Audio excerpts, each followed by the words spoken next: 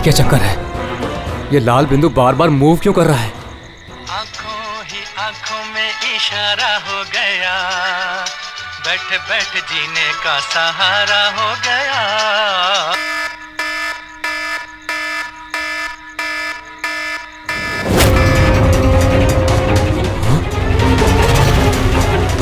ये लाल बिंदु कहाँ गायब हो गया?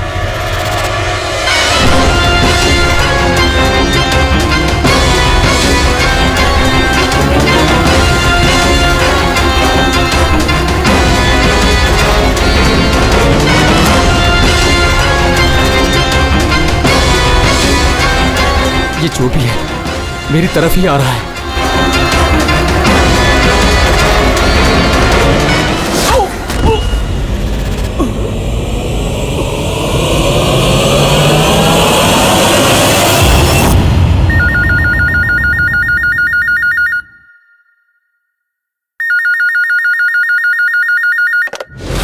Hello, CID bureau. मैडम, मेरे दोस्त की मदद कीजिए, उसकी जान खतरे में है। जान खतरे में है? क्या हुआ आपके दोस्त को? मैडम, शशांक कल रात से गायब है, उसका कुछ भी अता पता नहीं है। आपने मिसिंग कंप्लेंट लिखवाई? उससे कुछ नहीं होने वाला है मैडम, उसका कोई फायदा नहीं। मुझे पता है उसको कुछ हो गया है। कल रात को वो मुंबई के किसी सुंदर नगर इलाके में फॉक्स हंटिंग के लिए गया था। क्या मुंबई में लोमड़ियों का शिकार? हे सुनो सुनो, अगर तुम सीआईडी के साथ मजाक करने की कोशिश कर रहे हो तो तुम्हारे लिए बहुत भारी पड़ेगा। 2 मिनट लगेगा तुम्हारा लोकेशन ट्रैक करने में और गिरफ्तार करने में। मैं सच में मजाक नहीं कर रहा हूँ सर, सचमुच में उसकी जान को खतरा है। आप प्लीज जाइए, उसको ढूंढिए। नाम पूछिए उसका। आप बोल कौन रहे हैं? सर, मेरा नाम राजीव कुमार है। राजीव, ये फॉक्स हंटिंग ये क्या है? सर, मैं आपको वो सब डिटेल में बताऊंगा, पर इससे पहले कुछ हो ना जाए।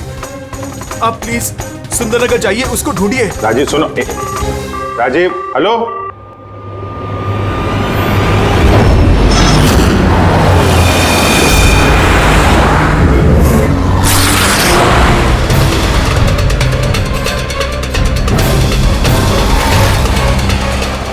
सर एक मिनट, वो गाड़ी पीछे बिल्डिंग में है सर।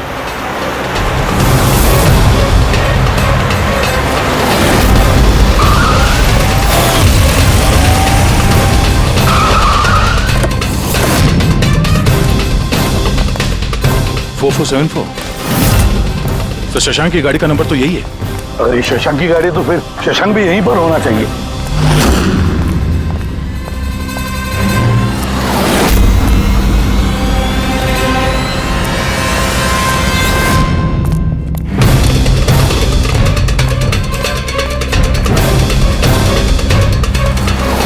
Oh my God!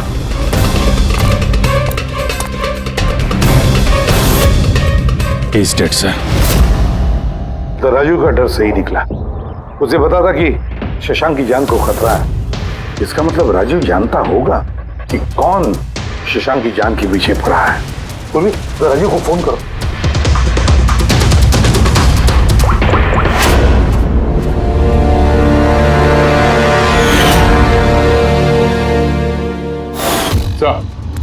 हाँ। 2 गोलियों के शेल, .38 कैलिबर। सर ये राजीव फोन नहीं उठा रहा है। सर, कहीं इस राजीव की जान को भी खतरा तो नहीं है? सर एक बात समझ में नहीं आ रही सर, शहर के इस इलाके में कोई लोमड़ियों का शिकार करने क्यों आएगा? शिकारी खुद शिकार हो गया। मुझे तो यहाँ दूर दूर तक कोई भी लोमड़ी नजर नहीं आ रही है। रेडी पंकज, चुप रहो। ये फॉक्स हंटिंग सीक्रेट कोड है और इसका राज सिर्फ राजीव ही बता सकता है। राजीव के घर जाके पता लगाना पड़ेगा।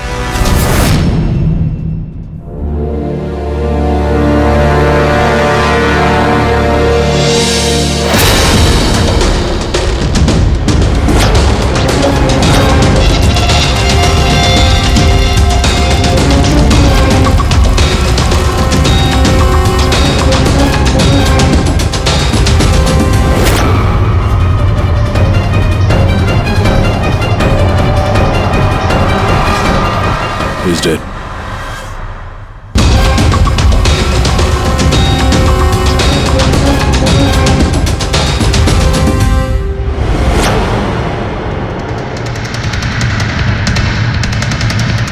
सर राजीव है सर। इसने अपने दोस्त की जान बचाने के लिए हमें फोन किया था और किसी ने इसी को मार दिया। और सर मारा भी शायद उसी गन से।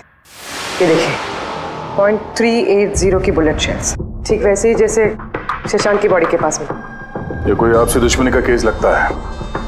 किसी की राजीव और शशांक से कोई गहरी दुश्मनी होगी। खूनी तक पहुंचने के लिए सुराग हमें इस घर से ही मिलेगा। सर यहाँ तो बहुत सारे पजल के बुक्स और गेम्स हैं। सर डेस्कटॉप पे भी बहुत सारे पजल गेम्स हैं।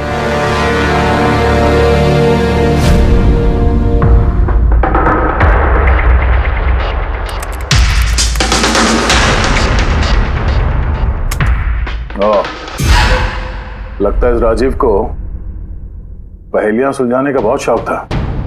ये देखो, उसके इस लैपटॉप पे ये पजल गेम का वेबसाइट खुला हुआ है। लेकिन सर इस पजल वाली वेबसाइट में है क्या? पूर्वी, लगता है ये वेबसाइट एक ग्रुप की तरह है। ये पजल प्रेमियों का ग्रुप। इस वेबसाइट पे जितने भी मेंबर्स हैं ये सब पहेलियों के शौकीन हैं। ये देखो, यहाँ पे ये पहेलियों के पिक्चर्स डाल रखे हैं और यहाँ पे ये अलग अलग तरह के पहेलियों के खेल के बारे में बात हो रही है। ये क्या? ये शशांक भी इस वेबसाइट का मेंबर था? अरे हाँ सर, लेकिन ज्यादा पुराना मेंबर नहीं था। इसने पिछले महीने ही वेबसाइट ज्वाइन की। सर इसका मतलब वो फॉक्स हंटिंग की एक पहेली है जिसे सुलझा के ही हमें वो खूनी मिलेगा। हाँ पंकज, अब लगता है कि फॉक्स हंटिंग की अगली कड़ी हमें इस शशांक के घर पे ही मिलेगी।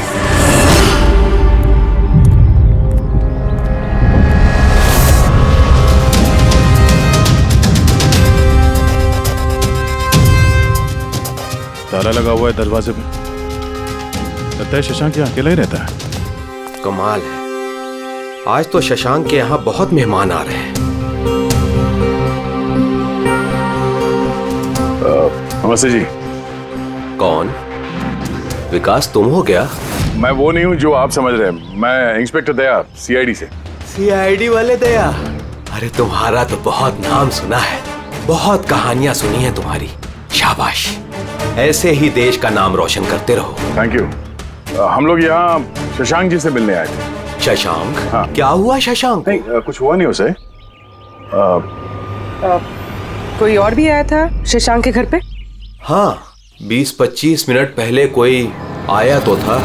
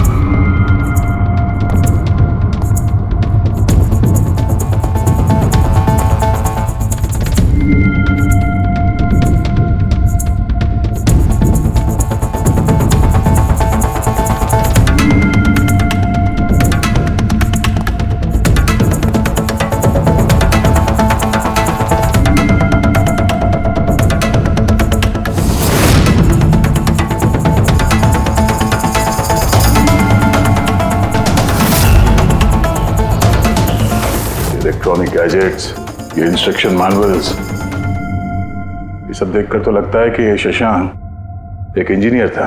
किसी खास तरह के गैजेट के आविष्कार की कोशिश में लगा था ये। हाँ सर, यहाँ पर तो इतने सारे सर्किट बोर्ड्स और ये शॉर्ट वेव रेडियो भी है।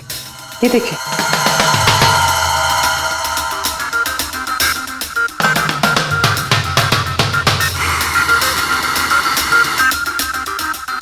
इस जगह पे सामान सब जिस तरह से बिखरा हुआ है, ऐसा लगता है कि यहाँ हमसे पहले कोई आया था इस कमरे की तलाशी के लिए। लगता है वो किसी खास चीज की तलाशी के लिए आया था। सर कहीं वो आदमी तो नहीं जिसके बारे में वो बता रहे थे कि हमसे पहले आया था? सर कहीं इस घर की चाबी तो नहीं है उसके पास? हो सकता है खूनी के पास शशांक के घर की चाबी हो सकती है, मुमकिन है। पर अहम सवाल ये है कि वो यहाँ ढूंढने क्या आया था। और जो चीज वो ढूंढने के लिए आया था वो उसे मिला है या नहीं? लेकिन सर यहाँ पर तो इतना सारा सामान है, हमें पता कैसे चलेगा कि कोई सामान गायब हुआ भी है या नहीं?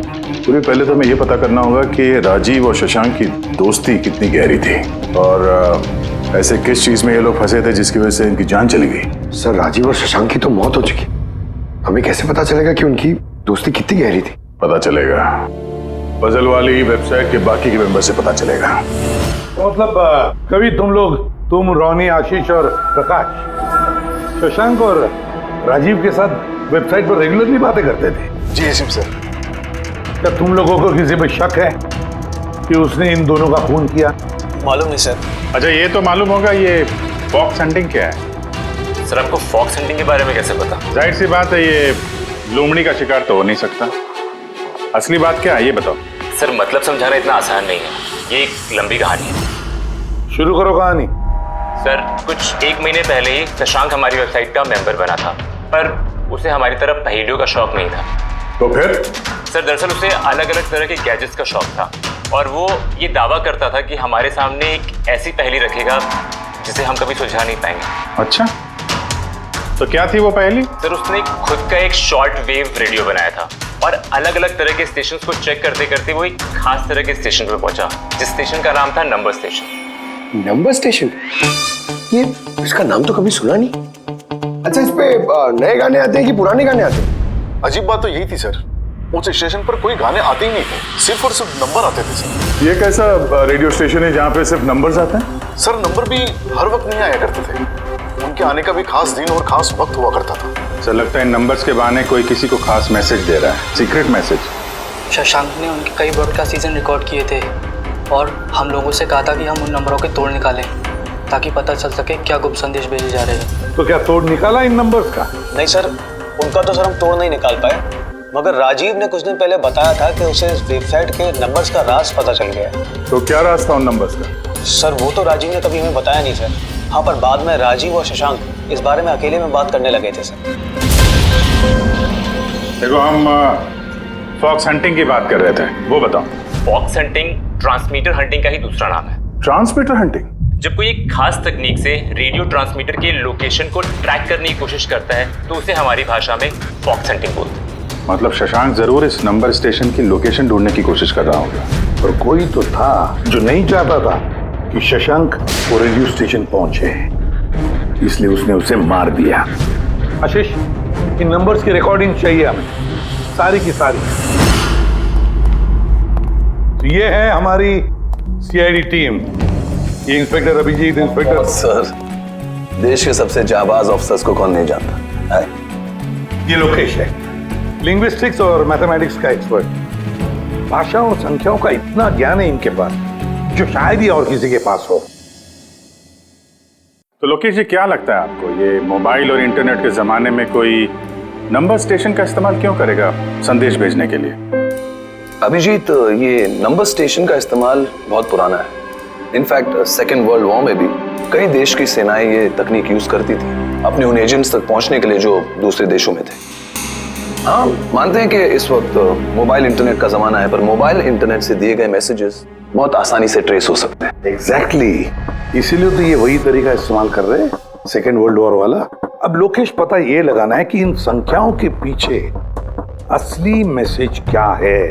Sure sir. वैसे ये मैसेजेस कौन सी रेडियो फ्रीक्वेंसी पर आए थे? 3.22 नैनोहर्ट्ज।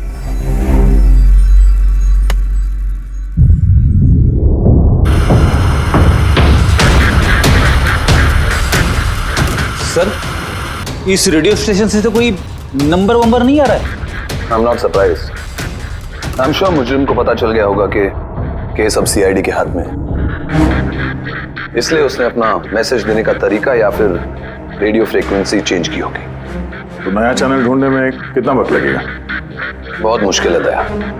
एक नया चैनल ढूंढना मतलब रेगिस्तान में सुई ढूंढने के बराबर है। महीनों या तो सालों भी लग सकता है। नहीं लोकेश, हमारे पास वक्त भी नहीं है उतना। एक काम करते हैं, पुराने रिकॉर्डेड मैसेजेस सुनते हैं।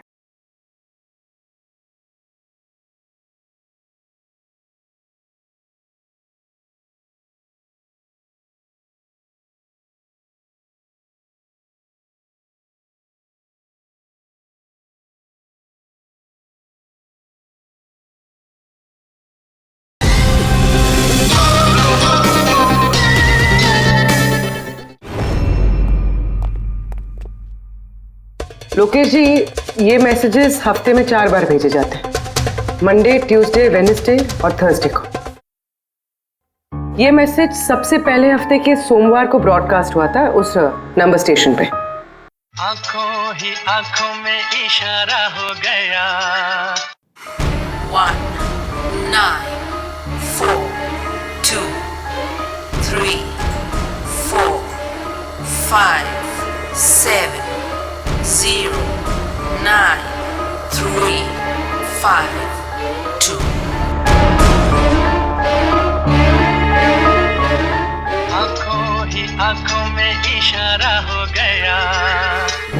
9 2 3 4 0 5। आंखों ही आंखों में इशारा हो गया। 6 7 2 7 1 1। आंखों ही आंखों में इशारा हो गया। 5 2 1 8 0 7।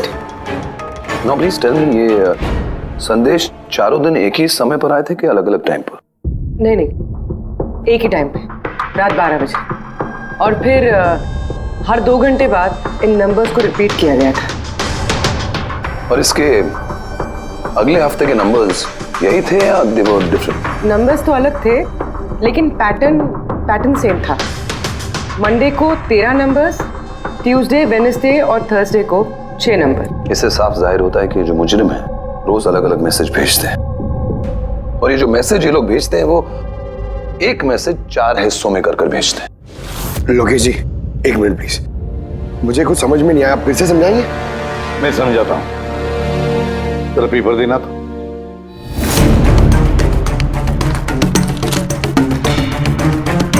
मान लो ये पूरा कागज एक मैसेज है, एक, इसके हम 4 हिस्से करेंगे। अब इस एक कागज के 4 टुकड़े हो गए, 4 हिस्से, मतलब एक मैसेज के 4 हिस्से हो गए, है ना? ये देखो,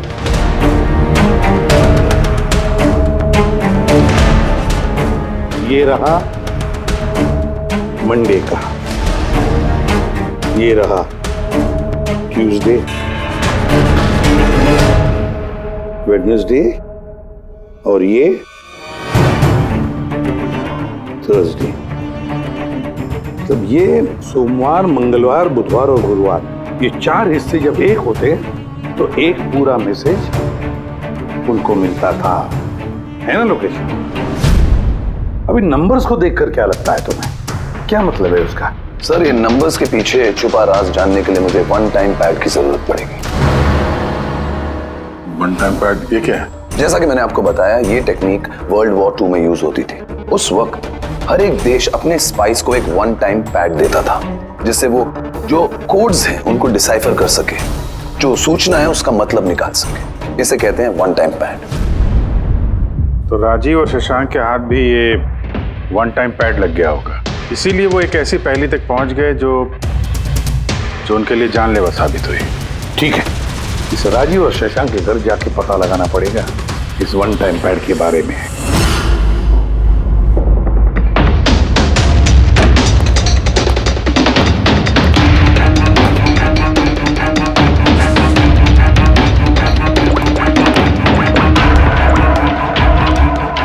हेलो अभिजीत सर, यहाँ पर तो कोई कागज नहीं है। आपको कोई कागज मिला?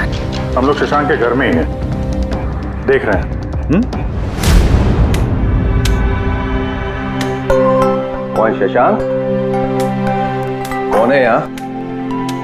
आप आइए, पहचाना? इंस्पेक्टर दया। अच्छा, सीआईडी वाले दया। आप यहाँ कुछ काम थे यहाँ? हाँ, वो शशांक मेरी इलेक्ट्रिक केतली लेकर आया था कुछ दिनों के लिए, वही लेने के लिए आया था। पंकज, सर देखो वहां पे कोई इलेक्ट्रिक केटल है क्या? सर, ये इलेक्ट्रिक केटल तो शशांक की है, इंटरनेट से मंगाई उसकी, ये बिल है साथ में। नहीं, ये इलेक्ट्रिक केतली मेरी ही है। लगता है आपको कोई गलतफहमी हो रही है। ये कैटल तो शशांक ने खरीदा था। नहीं दया, मुझे कोई गलतफहमी नहीं हो रही है। तुम्हारा ये ऑफिसर या तो झूठ बोल रहा है और या मेरी तरह अंधा हो चुका है। अरे बदतमीजी क्यों कर रहे हैं? मुझे दिखाई देता है और मैं झूठ नहीं बोलता हूँ। यहाँ पे बिल्स हैं, ये इलेक्ट्रिक केटल, इलेक्ट्रिक कंपोनेंट्स, ये सर्किट बोर्ड और ये किताबों का बिल। क्या कहा? शशांक ने किताबें खरीदी? एक और झूठ। अरे नो झूठ, ये मेरे हाथ में बिल्स हैं। शशांक किताबें खरीद ही नहीं सकता। एक मिनट, आप ये ऐसा क्यों कह रहे हैं? क्योंकि उसे डिसलेक्सिया है। डिसलेक्सिया? हाँ, डिसलेक्सिया। इस बीमारी से पीड़ित लोगों को पढ़ना ही अच्छा नहीं लगता। किताबें खरीदना तो बहुत दूर की बात है। पंकज, वो किताबें कहाँ हैं? सर किताबें तो नहीं है, ये खाली डब्बा है। ओह, इसका मतलब है खूनी यहाँ किताबें ढूंढने आया था। तो वो किताबें ही वन टाइम पैड है जिसकी हमें तलाश है। ये कितनी किताबें?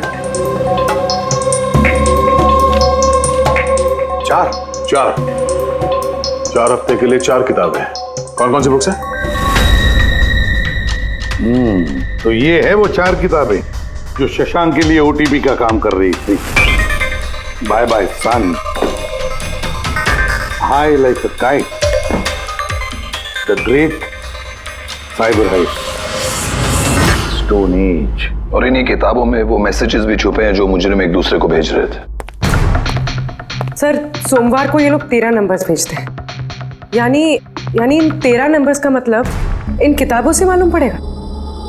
मालूम पड़ेगा नहीं पूर्वी, मालूम पड़ गया समझ लो। देखो, जैसे इंसानों की उंगलियों के निशान, फिंगरप्रिंट्स एक जैसे नहीं होते, किसी के भी एक जैसे नहीं होते, वैसे ही हर किताब का अपना एक ISB नंबर होता है, इंटरनेशनल स्टैंडर्ड बुक नंबर। वो 2 किताबों का एक जैसा हो ही नहीं सकता। और ISB नंबर 13 डिजिट का होता है। किताब के पीछे ये बारकोड देख रहे हो, इसके नीचे लिखा हुआ है। इसे किताब का बारकोड भी कह सकते हैं। वैसे ये नंबर दूसरे तीसरे पेज पे भी लिखा रहता है, ISB नंबर। सर, मतलब इन ISB नंबर्स को इंटरनेट पे सर्च करके मुजरिम को सबसे पहले ये पता लगता है कि किताब कौन सी खरीदनी है। एग्जैक्टली। और फिर उस किताब के ISB नंबर से वो लोग अपना सीक्रेट मैसेज ढूंढ लेते हैं। तो जो पहले सोमवार को ISBN नंबर भेजा गया था सर, वो है ये 19423457093552। पूरी जरा चेक करो, इन चारों किताबों में से ये ISBN नंबर किसका है?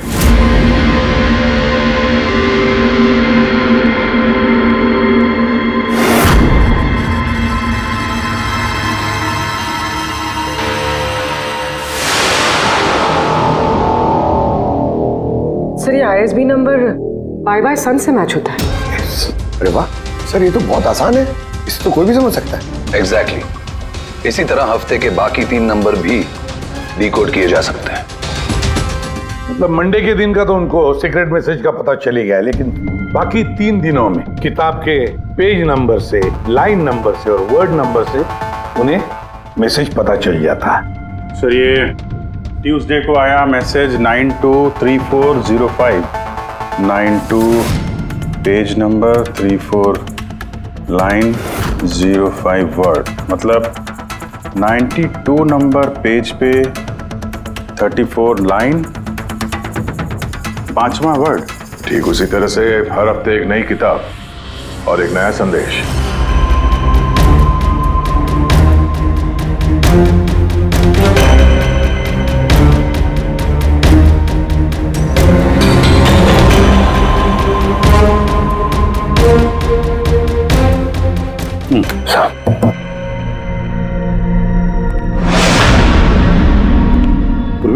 सर, पहले हफ्ते का क्या मैसेज है?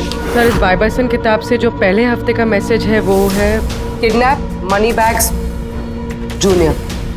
Kidnap money bag. सर, दूसरे हफ्ते आया था, ये किताब का नाम है द ग्रेट साइबर हाइस्ट। इसका मंगलवार को आया था सर, रैंसमवेयर। और वेडनेसडे को अटैक। और थर्सडे को आखिरी मैसेज आया था ट्रिंग ट्रिंग ट्रिंग ट्रिंग। और तीसरे हफ्ते की किताब है sir high like a kite. High like a kite.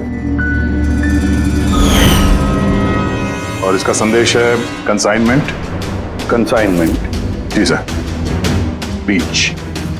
Beach. South.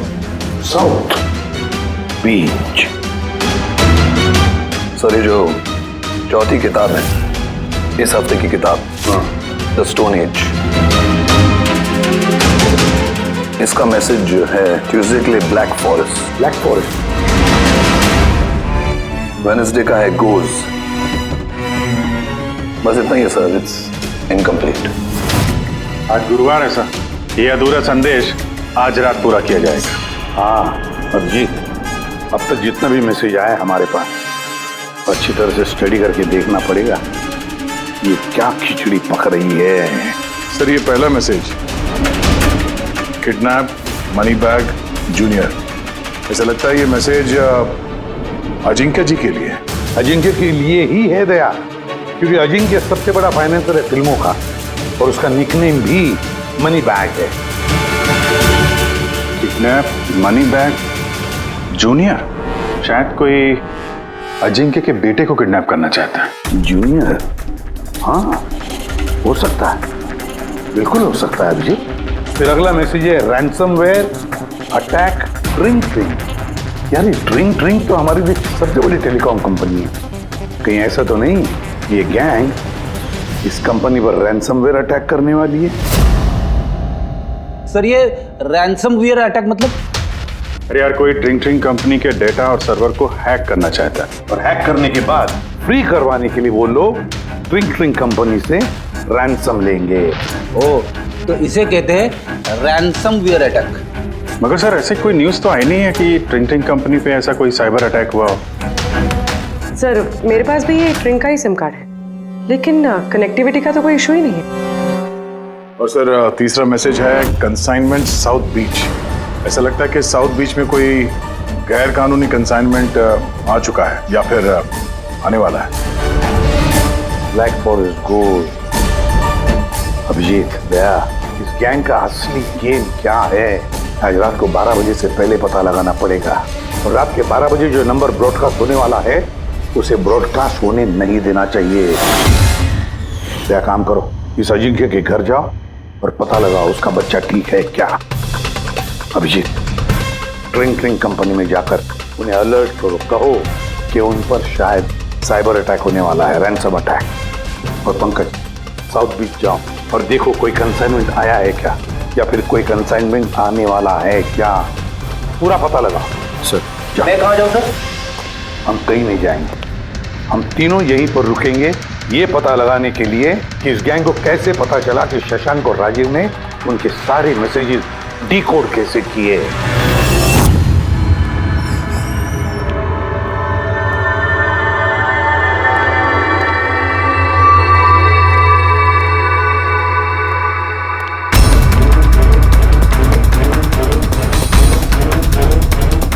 Personal files encrypted.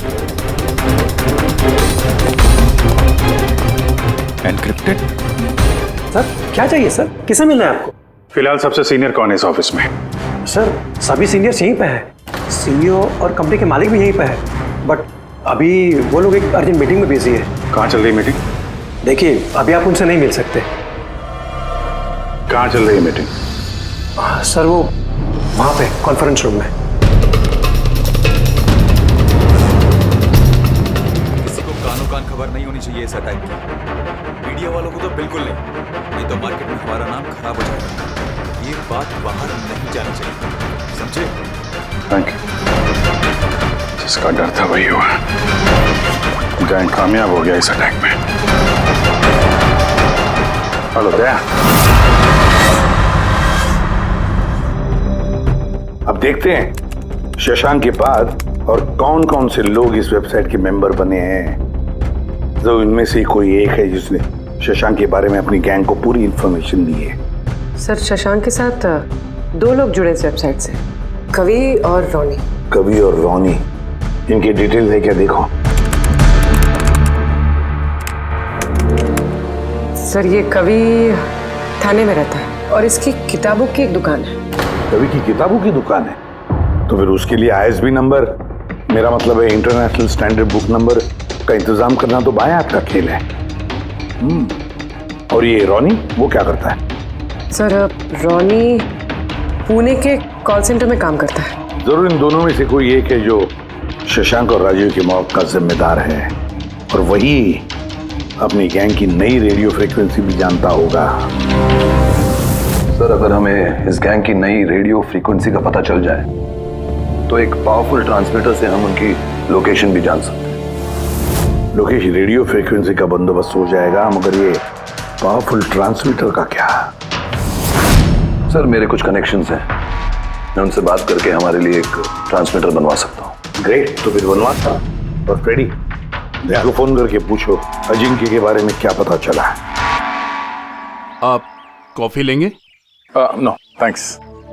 वैसे ये आपके घर के बाहर इतनी सिक्योरिटी हमेशा रहती है या आज कुछ खास बात है? हाँ, ये सिक्योरिटी हमेशा रहती है। आप तो जानते ही हैं फैन लोगों को, कितनी बार ये घर के अंदर घुस आते हैं। क्या नहीं, एक्टर्स के घर के बाहर फैन की भीड़ तो सुनी थी मैंने, मगर एक फाइनेंसर पहली बार सुन रहा हूँ। आपने यहाँ आने की वजह नहीं बताई? अरे हाँ, वो मैं आपके बेटे अजीत से मिलने आया हूँ। अजीत से? मगर क्यों? क्या उससे कोई गुनाह हो गया है? नहीं, बस एक रूटीन इंक्वायरी है। मतलब? सॉरी, मैं वो आपको नहीं बता सकता, मैं अजीत को बताऊंगा। अजीत की तबीयत ठीक नहीं है।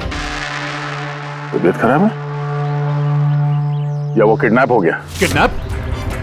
What nonsense! देखिए अजिंक्य जी, उन अपराधियों के दबाव में आके आप CID से झूठ मत बोलिए। हमें खबर मिली है कि एक गैंग है जो आपके बेटे अजीत को किडनैप करना चाहती है। अजीत कहाँ है इस वक्त? वो घर पे ही है। मैं उसे देखना चाहता हूँ अभी। रामो,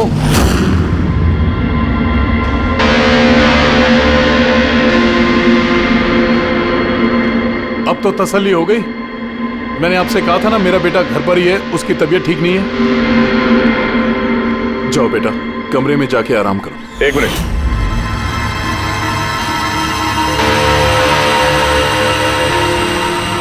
जरा कैप निकालना।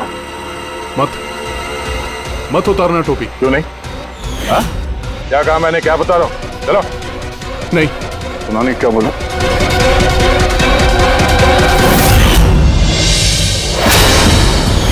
तो तुम्हारे कान को क्या हुआ? हाँ? क्या हुआ क्या ये? आपको इसकी जो किडनैपिंग की खबर मिली है वो बिल्कुल सच है, मगर अफसोस बहुत देर के बाद मिली। इसका किडनैप तो 3 हफ्ते पहले ही हो चुका था। 100 करोड़ रुपए देने पड़े मुझे उस किडनैपर को मेरे बेटे की जान बचाने के लिए। और उन लोगों ने चोट पहुंचाई इसे? उन्होंने पहले ही इसका एक कान काट कर मुझे भेज दिया था और फोन करके कहा कि अगर मैं पुलिस को कुछ भी बताऊंगा तो मेरे बेटे की जान ले सकते हैं वो लोग। I am so sorry. आपके बेटे के साथ जो हुआ वो तो हम बदल नहीं सकते हैं, पर मैं आपसे वादा करता हूँ उन मुजरिमों ने जो किया है उसकी सजा उन्हें जरूर मिलेगी। भगवान के लिए ऐसा कुछ मत करना।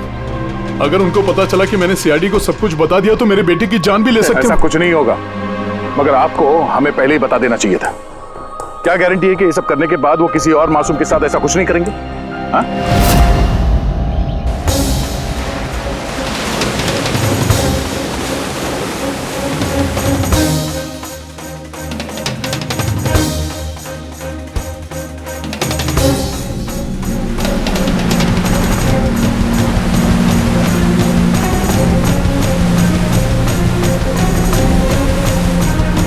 अगर वो कंसाइनमेंट आ चुका है और डीलिंग हो चुकी, फिर तो कोई सुराग मिलना चाहिए यहाँ पर।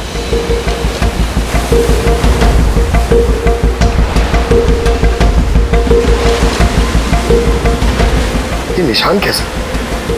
इन्हें देख के तो लगता है जैसे कि कोई बहुत भारी सामान या डब्बा घसीटा गया है। और कोई सामान तो यहाँ पे नहीं दिख रहा। शायद कंसाइनमेंट ही होगा।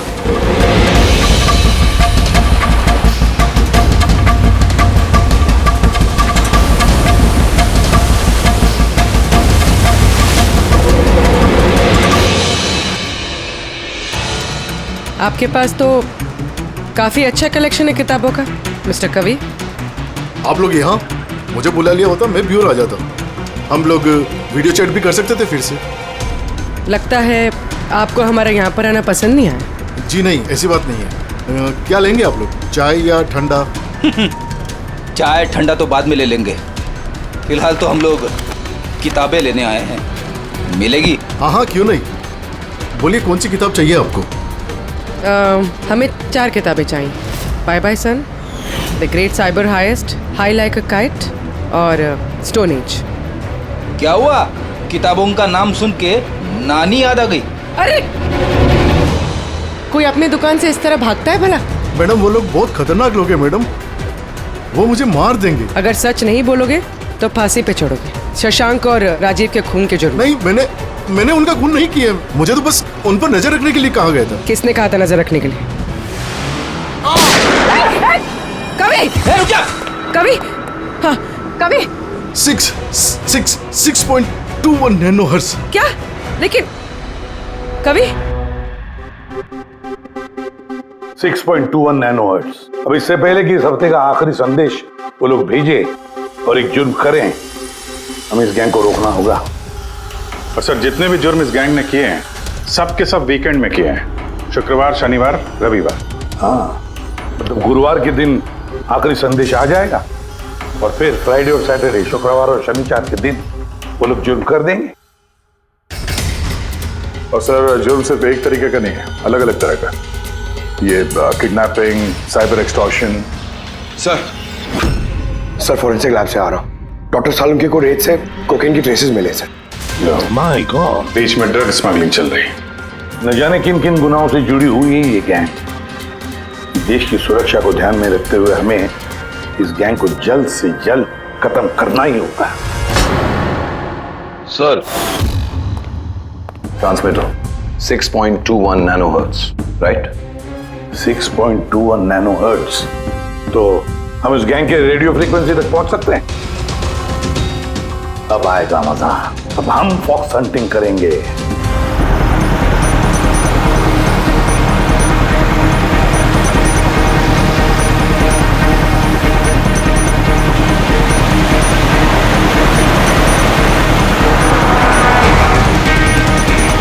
बस बस सर, यही सिग्नल दिखा रहा है सर। बस ये रेड डॉट मिल जाए।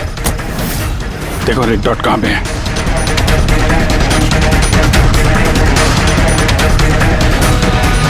सर 12 बज रहे हैं। ये ब्रॉडकास्ट किसी भी वक्त हो सकता है।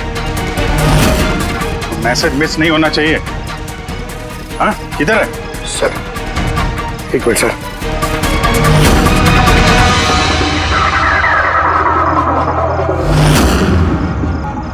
सर हाँ, एक मिनट सर, इधर है, इधर है सर।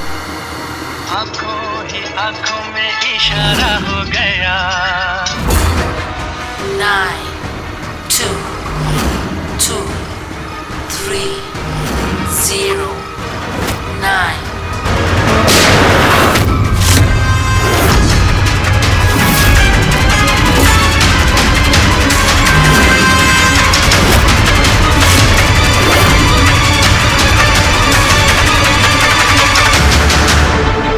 Oh no, इसने तो अपने आप को गोली मार ली। है? आई गैंग का लोगो। इस गैंग से तो हमारा सामना पहले भी हो चुका है। कौन है तुम्हारा बॉस और कौन कौन लोग शामिल है तुम्हारे धंधे में? इसका जवाब आप मेरे मुंह से कभी सुन नहीं पाओगे एसीपी साहब। इस गैंग में काम करने वाले अपने बॉस का नाम बताने के बजाय आत्महत्या करना ज्यादा पसंद करते हैं। ये तो गया, लेकिन अगला जुर्म होने से रोकना होगा। वो क्या नंबर है उसका देखो। मैसेज का क्या मतलब है? 92 number page 2309, 23 number line. Kaboom. Kaboom? Kaboom क्या होता है सर? कबूम मतलब धमाका।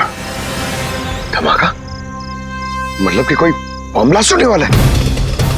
पहले जो शब्द मिले थे हमें मैसेज से वो थे the stone age, black forest, ghost, और अब कबूम, ब्लैक फॉरेस्ट में धमाका है। इसके पहले कि और मासूम लोगों की जाने जाएं, पता लगाना होगा ये धमाका कब और कहां होने वाला है।